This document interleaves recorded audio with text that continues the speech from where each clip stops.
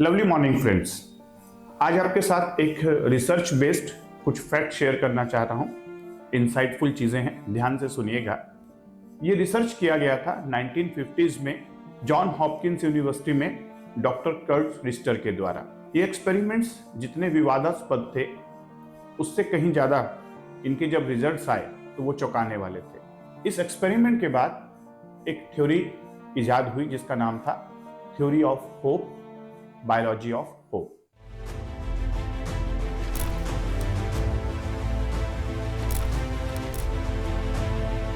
क्या थे ये एक्सपेरिमेंट और ये एक्सपेरिमेंट्स आज की डेली लाइफ में कैसे यूजफुल हो सकते हैं, जानने के लिए लास्ट तक इस वीडियो में जुड़े रहिएगा। डॉक्टर रिस्टर ने क्या किया कि उन्होंने एक पानी से भरा टब लिया और उसके अंदर चूहों को छोड़ दिया। ये टब इस तरीके से डिजाइन किए गए थे कि चूहे इसमें से निकलकर बाहर नहीं आ सकते थे। डॉक्टर कर्ट ये देखना चाहते थे कि चूहे इस पानी के अंदर कितनी देर तक सरवाइव कर पाएंगे, उनका लिमिट ऑफ टॉलरेंस क्या है।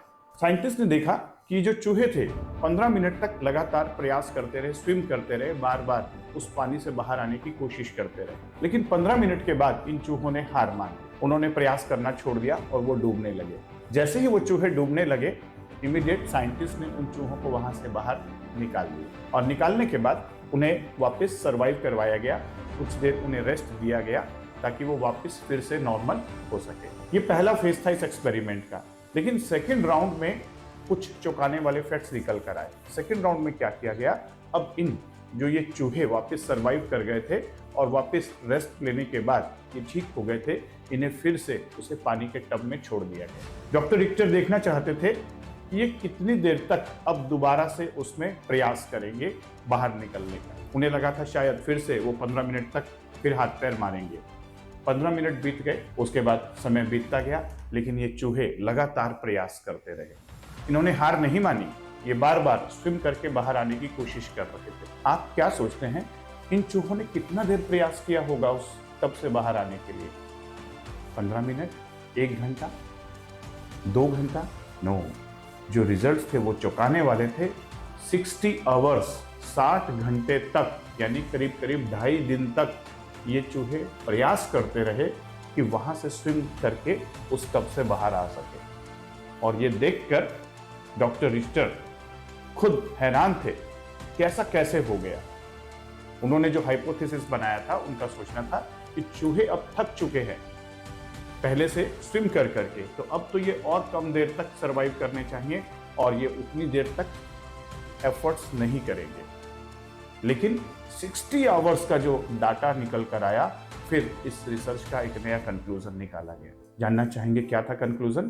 कंक्लूजन ये था, डॉक्टर कर्ट रिस्टर ने बताया कि चूहों को अब दूसरे राउंड में एक होप मिल चुकी थी कि कोई उन्हें आकर बचाने वाला है। पहले राउंड में उन्हें कोई होप नहीं थी, उन्होंने 15 मिनट में प्रयास करना छोड़ दिया।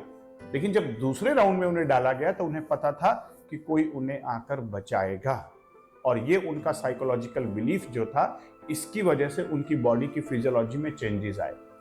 रिजर्व एनर्जी जो बॉडी की थी वो एक्टिवेट हो गई और वो 60 घंटे तक भी प्रयास करते रहे। और इस कंक्लूजन से ही हमें यह समझ में आता है कि जब एक उम्मीद रहती है तो एनर्जी बॉडी अपने आप जनरेट कर लेता है। जनरली हमारे साथ भी ऐसा ही होता है लाइफ में। जब भी हम लगातार किसी गोल को पाने के लिए प्रयास करते हैं और रिजल्ट्स हमारे अनुकूल नहीं मिलते, तब हम कई बार होपलेस हो जाते हैं। और ये होपलेसनेस की जो कंडीशंस होती है, ये हमारी एनर्जी को ड्रेन कर देती है। अगर कोई उम्मीद बनी रहे तो एनर्जी का जो रिजर्व है बॉडी के अंदर, वो आपकी मदद करता है। इस रिसर्च ने इस बात को प्रूव किया। तो डियर फ्रेंड्स, उम्मीद एक बहुत बड़ी चीज है।